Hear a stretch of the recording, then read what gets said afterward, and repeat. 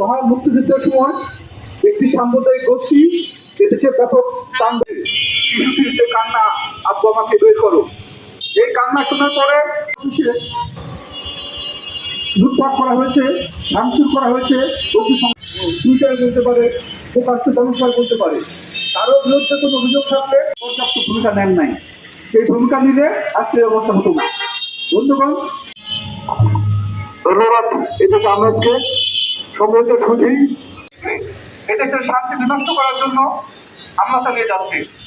আমরা জন্য এ ধরনের অমানবিক, এ ধরনের পাষণ্ড তাণ্ডব লীলা আমরা প্রতিরোধ আছি। আমাদের মধ্যে শিশুবৃন্দ আছেন, যারা আছেন, আমাদের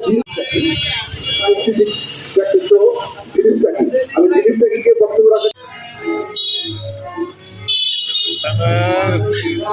আপনারা কেউ বলতে পারবেন না এসব সংগঠনের কোনো ব্যক্তি, কোনো সদস্য, কোনো নেতা, কোনো কর্মী কাউকে ইয়ে করেছে, কাউকে অপমান করেছে, কোনো খারাপ কাজের সঙ্গে যুক্ত ছিল। কিন্তু এই সংগঠন শান্তির কথা বলে, সম্প্রীতির কথা বলে, প্রগতির কথা বলে। এই কারণেই এসব সংগঠনের উপর নগ্ন হামলা চালানো হয়েছে, আগুন দেওয়া হয়েছে। এই সংগঠনের শত শত হাজার হাজার নথিপত্র, পাণ্ডুলিপি, ইতিহাস, ঐতিহ্য পুড়িয়ে ফেলা হয়েছে। আমরা এসব ঘটনার তীব্র নিন্দা প্রতিবাদ জানাই।